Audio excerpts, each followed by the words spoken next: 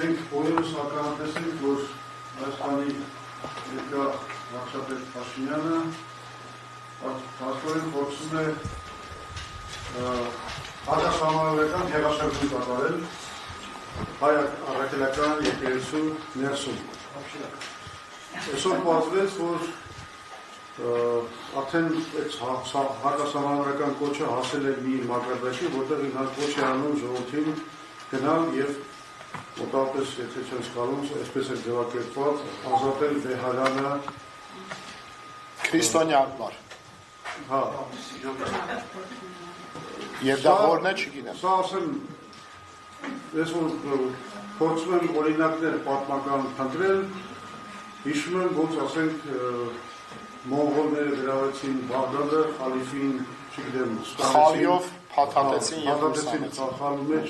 սպանեցին եւ այլն։ Սա մի քիչ նմանացնում է այդ մոնղոլական հորդաների մոտեցումը։ Հիմա ես ուզում եմ հասկանալ, իբր քիչ էր վտանգը դրսից, հիմա այսպեսի մի վտանգ սեփական ուժերով, սեփական ձեռքերով, արհեստականորեն ստեղծում է երկրի վարչապետը, որի գլխավոր առաքելությունը տիլներ անվտանգության ամրապնդումը։ Շատ լավ, ինչա պետք անել ձեր կարծիքով, ինչա պետք անել, որտեղ վտանգ հիմա մենք չգիտենք նրա բարերը ու նրա կարողությունները ինչքանով կհամակրեն, այսինքն նրա ցանկությունները ու կարողությունները, բայց այն որ վարչապետը իր խոսքով այսօր բռնության կոչ անում, հակասահմանադրական կոչ անում, դա մենք տեսնում ենք։ Հիմա ինձ հետաքրքիր է ձեր կարծիքով ելքը ո՞րն է, ինչպես կարելի է հակադարձել, մենք իհարկե որպես նաև քաղաքական կազմակերպություն կմտածենք դրա մասին, որովհետև սա Հայաստանի կայունության հարց է, Հայաստանի սահմանության, օրենքների պահպանության հարց է, բայց ինձ հետաքրքիր է ձեր մոտեցումը, ինչ եք կարծում, ինչպես է պետք այս հակասահմանադրական հեղաշրջման եւ բռնության, որոնց պետականորեն աջակցվող բռնության, ապօրինի բռնության, որտեղ պետությունը նաև կարող է օրինական բռնություն կիրառել, բայց դրան դեպքում մենք խոսում ենք ապօրինի եւ հակասահմանադրական բռնության մասին, ինչպես կարող է եկեղեցին արձագանքել, որը կլինի եկեղեցու, հայ առաքելական եկեղեցու ամենաադեկվատ արձագանքը այս ահավոր վտանգին, որը ստեղծում է Փաշինյանը։ Պարոն Զուրաբյան, լավ հարց եք տալիս, հիմա նշեմ, որ երկրի վարչապետը արդեն հակասահմանադրական որոշում է կայացրել։ Առաջինը, երկու հակասահմանադրական։ Մտնելով եկեղեցի պետության հարաբերությունը կաթողիկոսի ընդունության հարցը, որը եկեղեցու ներքին հարցն է։ Հաջորդը,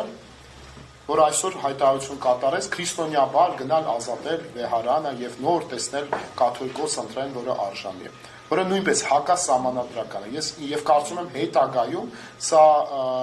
իրավապահ մարմինները պիտի քննեն այս հարցը։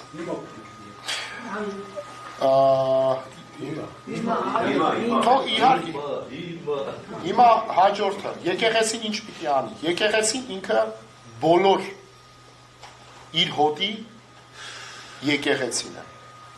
Եկեղեցին այս հարցում պետք է լինի շատ զուսպ, պետք է լինի շատ խոհեմ,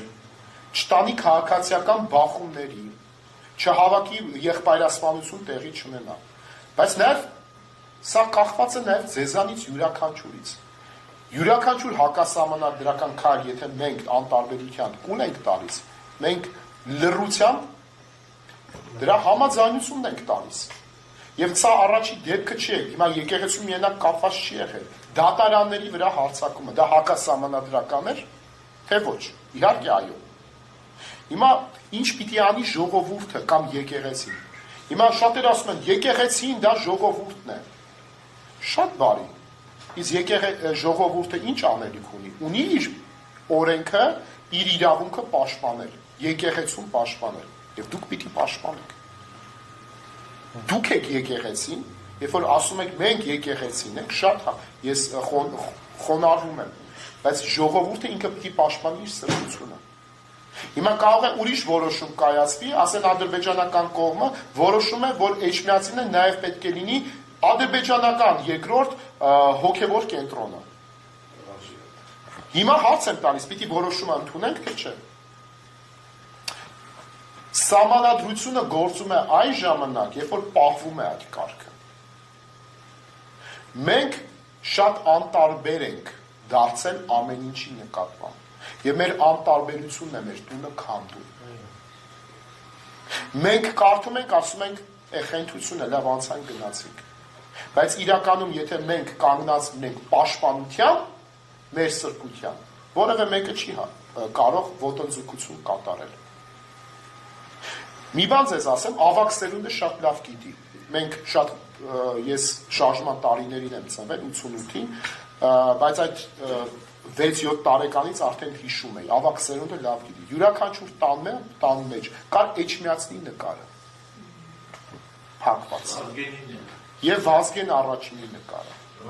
Առաջինը նաև Սփյուռքում էր դա շատ տարածված։ Ամեն ընտանիքում տան մեջ կար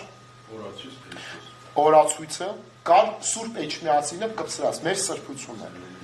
Ինչ տեղի ունեցավ։ Ինչ տեղի ունեցավ։ Դեգրադացիան արժեքներից մարդկանց հեռացրեց։ Ներողություն։ Մենք պետք է վերականգնենք այդ հայկական օրակարգը, որ խորհրդային տարիներին այդ ժողովուրդը ապրելով սովետական բռնության մեջ, բայց ինքը պաշտում էր Էջմիածինը։ Ինքը պաշտում էր։ Անկեղծ ասած, այս որոշման հետ կապված պետք է այսօր ժողովուրդը լեփլեցուն լիներ նաև Էջմիածնում։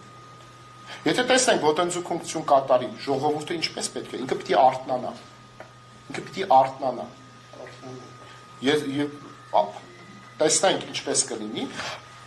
Ես ուզում եմ վերադառնալ այդ շրջանը, որ յուրաքանչյուրից այսպես սիմվոլը տա մեջ լինի Սուրբ Էջմիածինը եւ Եռագույնը, կամ մեր զինանշանը։ Այս օրակարգը հայկական սա է։ Սա է։ Եվ յուրաքանչյուրից է կախված, բայց ասեմ, ով պիտի հաղթի այս պատերազմը։ Հաղթելու է այստեղ ինքնավստահը, հաղթելու է այստեղ զուսպը, ոչ թե հախուռն ու խելականը։ Այստեղ հաղթելու է